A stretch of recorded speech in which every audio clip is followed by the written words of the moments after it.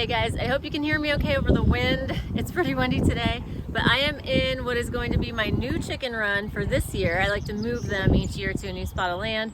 So right now I am working on finishing up the aerial predator protection. You can see over my head here, this grid, that is nothing but baler twine, just tied very tediously, very time consumingly tied in a crisscross pattern up here. I'm gonna take you around and show you a little bit more. All right, so here you can see I have twine tied in rows across the top. Now that's what I've used in the past and it was fine.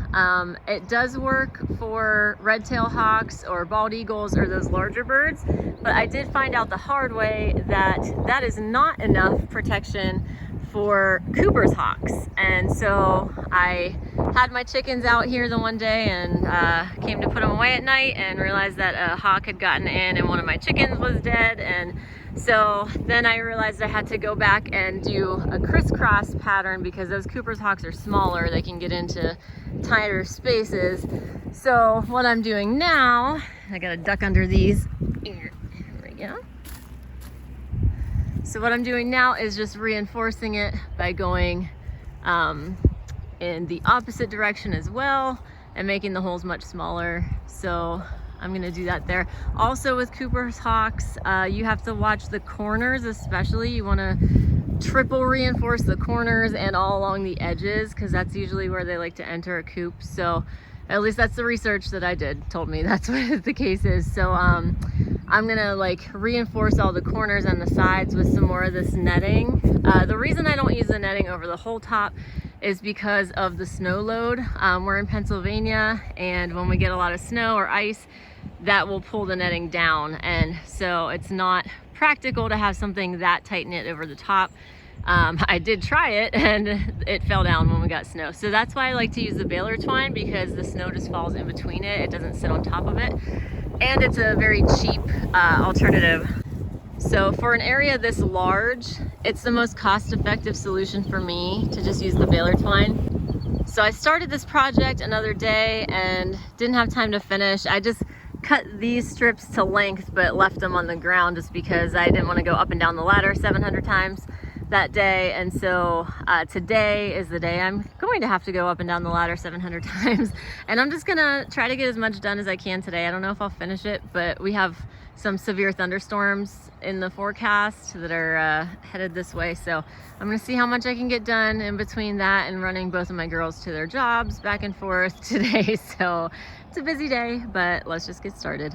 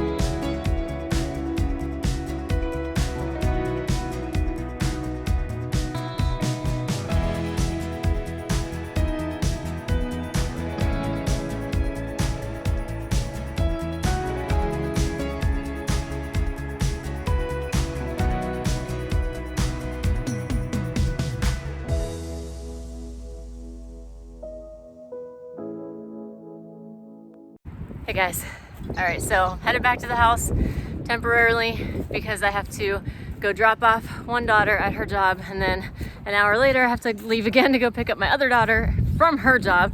And I'm also racing the weather because there is a tornado watch out. The wind is getting pretty wicked right now. So I am trying to do that But all things considered, I also decided I'm gonna try to make the chicken run a little bit smaller, because for the amount of chickens that I have, I only need like 200 square feet of outdoor space. And right now I have like over 1,500 square feet of outdoor space. So it's way more than they need, which I'm fine with. But I think for the size of my flock, since they are in my garden, it would make more sense to cut that down a little bit. It'll be a little bit faster finishing, tying up all the tops then. And that'll give me more space for perennial plants, because that's the side of the garden where I keep all my perennials. So I'm gonna cut it back a little bit. Hopefully I'll be back in time to beat the storm and get some more progress made, but I'll keep you posted. I'm back from dropping off my older daughter. I have like 40 minutes until I have to go pick up my younger daughter. And then when I bring her back, then I need to start making dinner. So I just kind of wanted to give you a realistic picture of what homesteading is like when you don't do it full time, or like if that's not your full-time paid job. You're juggling other things, you're balancing it in between running your kids to all their stuff, cooking, cleaning, doing laundry, taking care of the house, taking care of the animals. I mean, that's part of homesteading, but it interferes with other projects like this. And so that's part of the reason that I wanted to make this chicken coop a little bit smaller, because like I said, it's still way more space than what they need to be healthy. The gate there. And so it's more than enough space for them, but it'll help me get this project finished a little bit faster, because I can't even describe to you how tedious it is to climb up and down the ladder 3 times for every single line of twine that I'm running across, because I have it looped around some clothesline that I have kind of acting as the grid, like the base for the grid. So I have to climb up the ladder, loop it around the clothesline, climb down the ladder, move over 12 feet, climb up the ladder, wrap it around the clothesline, climb back down, move over another 12 feet, do it again. And that's for like every single line of twine that I have put up. And so you can see there's hundreds and hundreds of lines of twine. So it's a lot. But anyways, like I said, I'm really pressed for time. So I'm just gonna get back to it and see how much I can get done. Okay, so this is what I have on the sides. I have welded wire fencing for the first 5 feet. And then above that, I have this netting. Now I can use this going vertically, that's fine, because I don't have to worry about the snow load on that. But I can't use it across the top because of the snow load. But anyways, the wire is mostly to keep the dogs out. But again, at 5 feet high, I'm not too worried about them trying to get through this part. So basically what I was just doing is untying this from the fence for the part of the fence that I need to move. I'm just gonna take the fence from this point, I'm gonna pull it back to this post instead of that post, and I'm gonna wrap it across here. And that way I only have probably another 10 feet or so that I have to go back and forth with the twine over here, instead of having like all that. Like I was only halfway done, so I was just like, yeah, this is gonna take way too long, and I have way too many other projects I have to get done in the next few weeks, so I cannot spend 2 weeks finishing this project. It just needs to get done faster. So I'm gonna move the fence to this row of poles, retie. I'm gonna have to cut the side part and then retie it on over here, and then just finish the lines across the top. So I'm probably not gonna get too much farther today, because like I said, I have to pick up my daughter and then make dinner, and by then it's gonna be tornadoing outside. So we'll see what happens today, but hopefully if I don't get this done today, hopefully like maybe tomorrow or Monday, I can finish it up. So all right, we'll get back to work.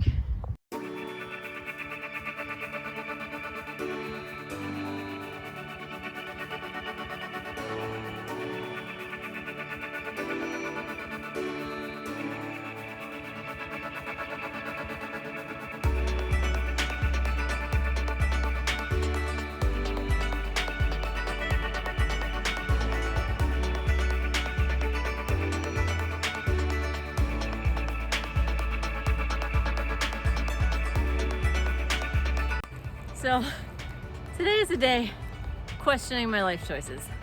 Left my gloves inside, forgot to bring them out. Didn't want to walk all the way back up that steep hill to go get them. So kept pinching my fingers in the fence as I was trying to roll it up and pull it. Then it got stuck in this like blackberry thorn and I was trying to pull out of there, cut my wrist open in a few places. So now I'm bleeding and again, just questioning my life choices. It's okay. We're just gonna keep going. Okay.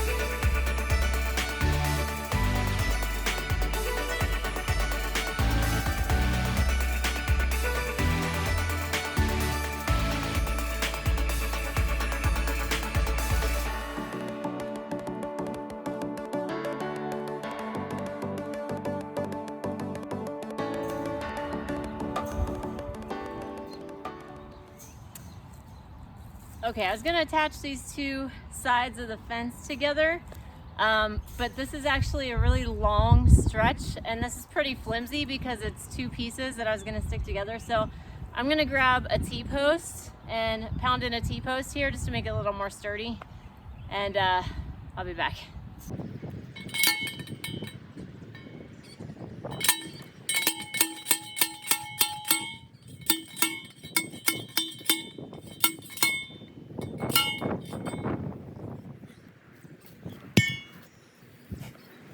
Let's try this again.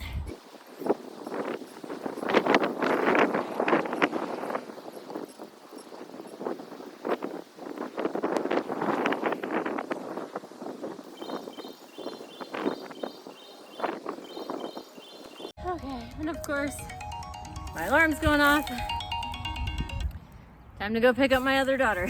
So, I'm gonna give myself 5 minutes to try to just connect these two things of fence and then that'll be done.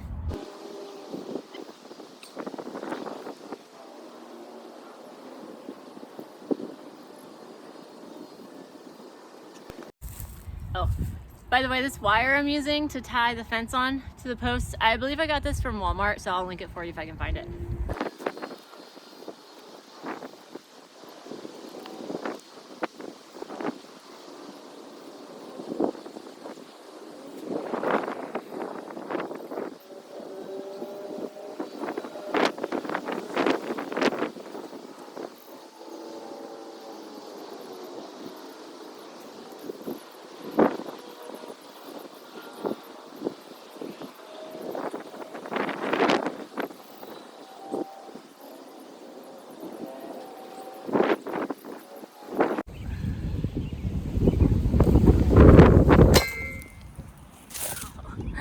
And there went the tripod.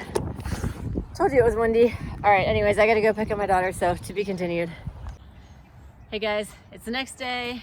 Once again, I am on chauffeuring duties today, so I only have a little less than 2 hours before I have to drive my girls to work. They both start at the same time today at least, so that's a win. I only have to make one trip instead of two to drop them off. But, okay, so status is I finished fencing, like I finished closing in this fence, moving it in closer. So let me turn you around for a sec. All right, so this fence is closed in up here instead of back there now. So I only have to do from here to here, which might seem like a small task, but let me tell you, it's not. I mean, I am like 20 or 30 hours into this. I can't even remember how long ago I started this project. It's been a long time, working on it off and on. But anyways, so basically I am gonna just like show you my process for putting these strands up. And then I'm gonna turn the camera off while I do the rest because I forgot to charge it last night. So, story of my life. So anyways, yeah, I'll give you like an idea of me doing a couple rows, and then I'm gonna turn the camera off and then I'll show you the other stuff. Okay.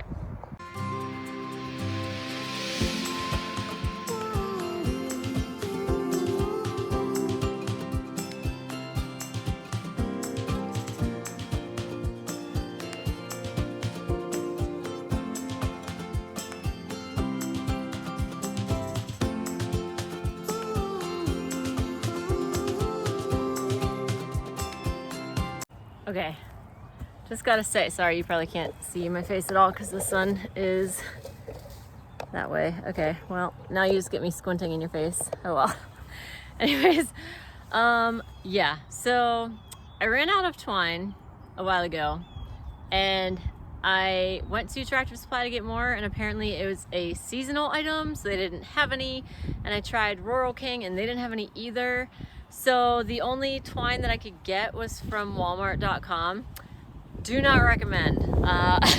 It's like thinner and it keeps getting tangled in itself. It's like curly, and yeah, I will not be linking that twine for you because I would not recommend it. This is gonna take me even longer than I thought because it keeps getting tangled. I think you saw me struggling with a knot over there for like 5 minutes. So anyways, all right, it is taking way too long to try to film this because I have to keep moving the camera so you can see what I'm doing. So yeah, sorry guys, but I gotta get this stuff done and don't have time to film it. So anyways, when I'm all done, I'll just kind of take you on a tour and show you what has been done, and that way you can see the finished product and you'll know how you can do something similar at your house if you choose to. Although you might not choose to because you're watching me struggle and the wind is gonna knock over my tripod. But honestly, like, this is how it is when you don't have a ton of money or resources to deal with, is like, you can either go broke trying to build the perfect system or have a professional put it in, or you can do the best you can with what you have, and it's going to take a whole lot more time and effort on your part. And that's just how it is. So I'm not investing $10,000 in a structure to hold my chickens. I will buy a couple spools of twine and spend weeks of my life putting it up, but I'm not gonna spend a crazy amount of money on a chicken run. So anyway, that's the trade-off with homesteading. That's just how it is. So I'm gonna quit yapping because I'm running out of time. I'm gonna go take care of this and I'll show you the finished product. Well friends, I was starting to think this day may never come, but I believe I have completed the entire chicken run build. The dozens and dozens of hours it took me to tie all of this twine in all of those places. I'll show you some of the details of how it's put together in case you decide you want to do something like this. I will say it's a ton of work, but it's a lot less expensive than alternative methods. So anyways, in the corners, I took some of the extra mesh, like this mesh that I have on the side walls. I took some of that extra and reinforced the corners because with Cooper's hawks, what I was reading was that they like to attack from the corners, and that makes sense because that is where I found my dead chicken. You can still see a pile of feathers everywhere on the floor here. It was right in this corner, and so I guess they like to come in like at the corners or right on the edge. So I tried to make the webbing a little bit tighter around the edges, and this is one way to do the corner. I'll show you the other one. Okay, so in this corner I basically just made like a jumbled mess of the twine, like looping it back and forth and zigzagging it and whatever to reinforce that corner, so it would just make it hard for it to get through there. So basically I have clothesline, let me find a better spot where you can see it better. All right, so the basic structure here is I have tall metal poles spaced out. They're pretty far apart. You could do them closer together if you have a smaller run, but resources were limited, so I was trying to make the most of them. But attached to the poles, I have a thick clothesline, and that is basically the structure of the grid. So the clothesline goes from side to side and it connects to all the poles, and that gives something for the twine to rest on. So I did, like you can see, I looped the twine around it just to keep it in place a little bit better. But basically that is the basic structure for the grid, is just clothesline tied to these poles. And then the rest is just tying the twine from top to bottom and then crisscrossing it, going left to right, looping around the clotheslines as I went. So you can tell why it took so long to get this all done, because this is a large area. So the walls themselves are made up of 5-foot tall welded wire fencing. I did have to use one T-post because I didn't have enough of the taller metal posts, but T-posts are a really easy way to build a fence if you have like no construction experience whatsoever. And you can easily just pound them in with one of those post pounders like I had, and I'll link that for you. But it is so easy to just pound in some posts wherever you want them and just wrap welded wire fence around them. I use it in the big rolls, usually like 100-foot long rolls. So it's a quick way to build a fence. And it's pretty inexpensive, all things considered. Depending on what size T-post you get, they range anywhere from like $3 a piece to maybe $10 a piece for the bigger ones. So they're not too bad if you're not doing like a huge area. But anyways, so I have the welded wire for the first 5 feet, and that's to keep like the bigger predators out, like my dogs, number one, and just some of the other stuff. And then at the top, going from here to the top, I just use this netting just to keep the hawks out. So I had to keep my chickens in, honestly, because they like to jump pretty high sometimes. So that's what the wall structure is. And here is the gate where I will enter in. I had to get a little creative here because I was using materials that I already had. And so what I had was this gate that's like 3.5 feet tall. It's not tall enough to walk underneath if I had made a solid wall above it. So what I did, let's go to the outside and I'll show you. All right, what I did here was like threw together a bunch of stuff I already had. So I had these step-in posts. I used this Velcro, which let me tell you, I love this Velcro stuff. It's amazing. I use it on everything. I use it to like vine my plants, like to the trellis, for my grapes, my tomatoes, everything. And it's really durable and it's so easy to use when you're trying to do things that aren't permanent, especially like with I have my grapevines right over here. So this is so nice because I can leave it nice and loose, and that way the plant can get bigger and not get pinched by it. And if the plant gets really big, I can always loosen this even more. I can take a new piece and make the piece bigger. So I'm not smushing my plants, but it still holds really well. It really stays in place. So I love that Velcro stuff. I'll link that for you too. Anyways, I digress. So yeah, so I Velcroed, and I used some of that wire twine, which I'll link for you too, to hook these step-in posts onto the fence to give it a little bit more height. And originally I had just had this twine tied across, but I'm not trusting that anymore because I don't know how that hawk got in. I assume it got in like up at the corner before I redid the grid, but I didn't want to take any chances leaving big gaps like this. So what I ended up doing was taking a piece of welded wire fence and tying that on with some of this wire twine, tying that on here so that it overlaps where the netting comes, and it overlaps this post here. Now I did have to make sure that on this end it was not overlapping. I had to cut it short on this end so I could still open the fence, because otherwise that would have gotten caught there. But one other thing I did too, because it's going right up against this netting, I didn't want it getting snagged. So what I did was I bent all of the ends back with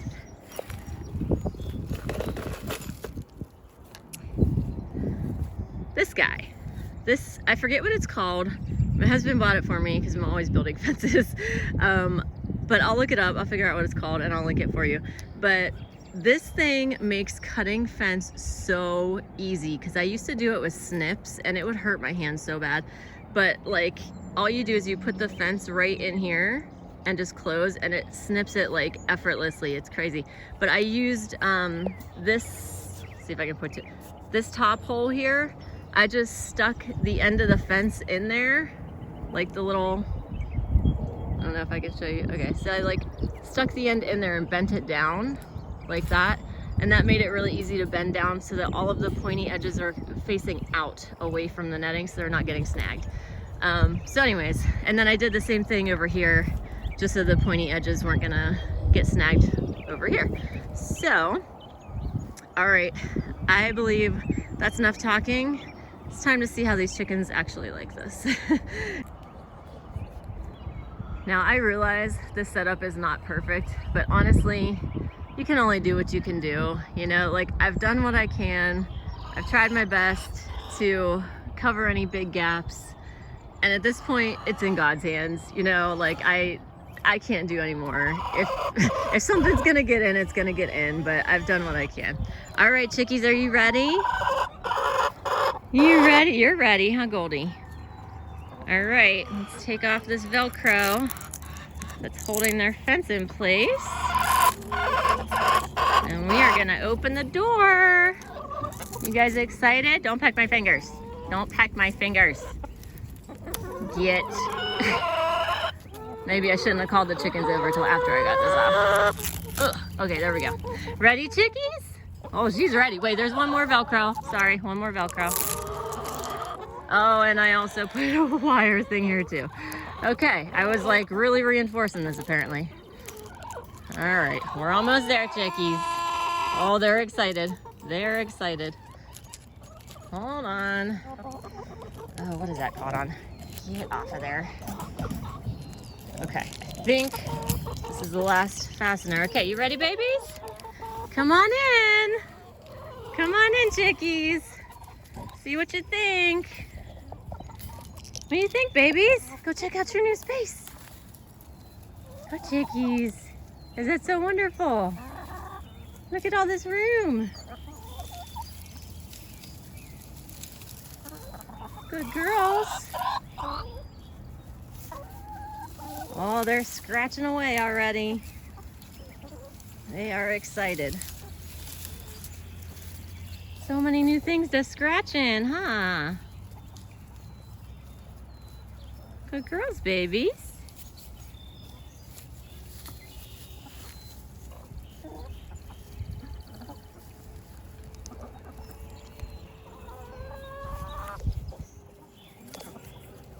What do you think? Oh, those girls found something over there. What'd you find, baby? Hi. Hi, honey. You just came over to peck me. Of course you did. All right, go play. Go play. All right, chickies. What do you think? Good girls. Speak of the devil, there's one of those red-tailed hawks right now, looping around the trees. I don't know if you can see it, it's kind of small on the camera. But we are just gonna trust that everything's gonna be okay. And I have some very happy chickens right now. Huh, babies? Yeah.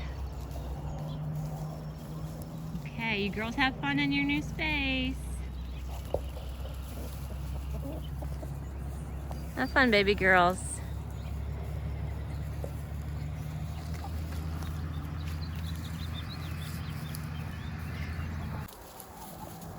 Now, of course, no space is truly ever really done. So I still do need to add some shade for these girls, especially before it gets too hot.